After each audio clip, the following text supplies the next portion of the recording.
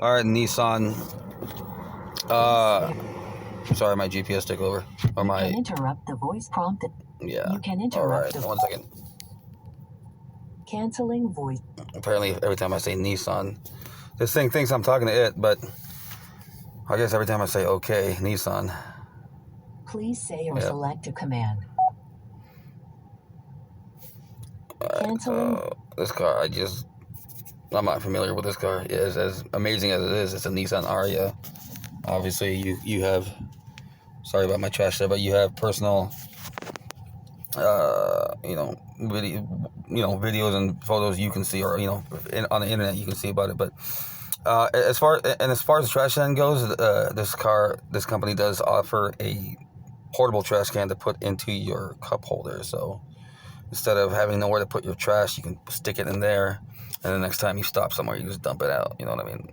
But yeah, which is kind of cool. I've never seen that before, but I find that good because trash does compile up in a car, and it's good for a car to have a miniature trash bin they can take out and clean up. But I haven't really looked into that, but I think that's useful personally. So I don't know about mass producing it that way, but the way they do it, it's optional. So far, I don't really see any problems with that. But yeah, I want to talk about the Nissan Sentra. I'm looking at one right now, actually.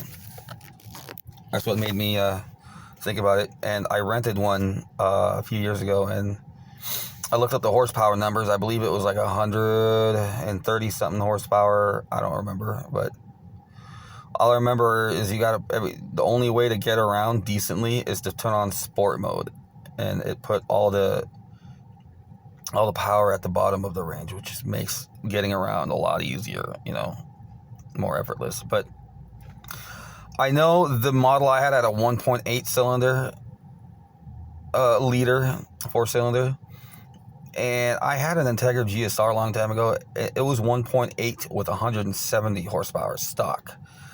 Yours is 1.8 with 134, I believe, 140 stock. So I know both of you guys are hiding horsepower in that thing because it's governmentally. I mean, you govern the vehicle. I don't know about overall horsepower, but I know at top speed I've heard you govern vehicles. But if you don't do that, if you just let the motor kind of unleash the power of the motor, because there's no sense in making the motor not do what it can do, because then people aren't going to like the car. They're not going to buy it, and they're going to think it's just an annoying car to have, especially for $22,000, a car that can barely move.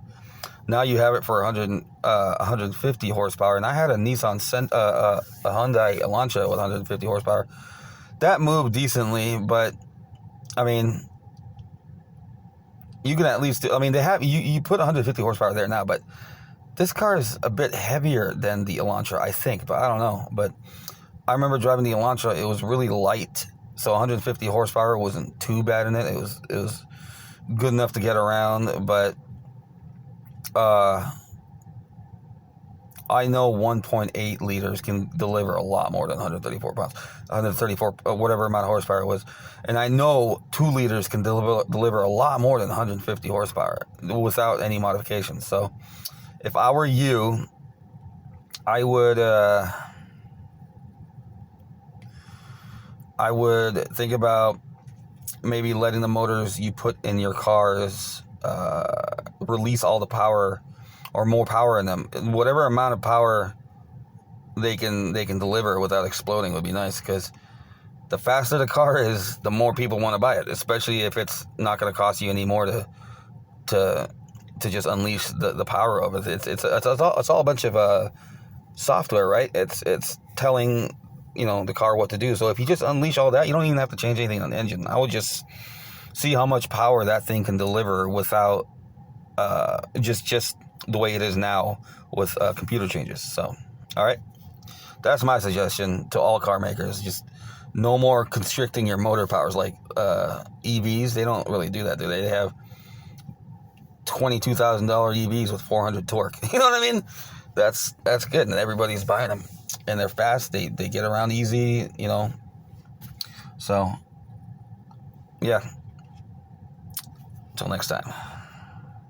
Oh, and another thing I was going to say, you can't have torque. You can't. Turbos don't begin until they spool, right? Until the car gets going.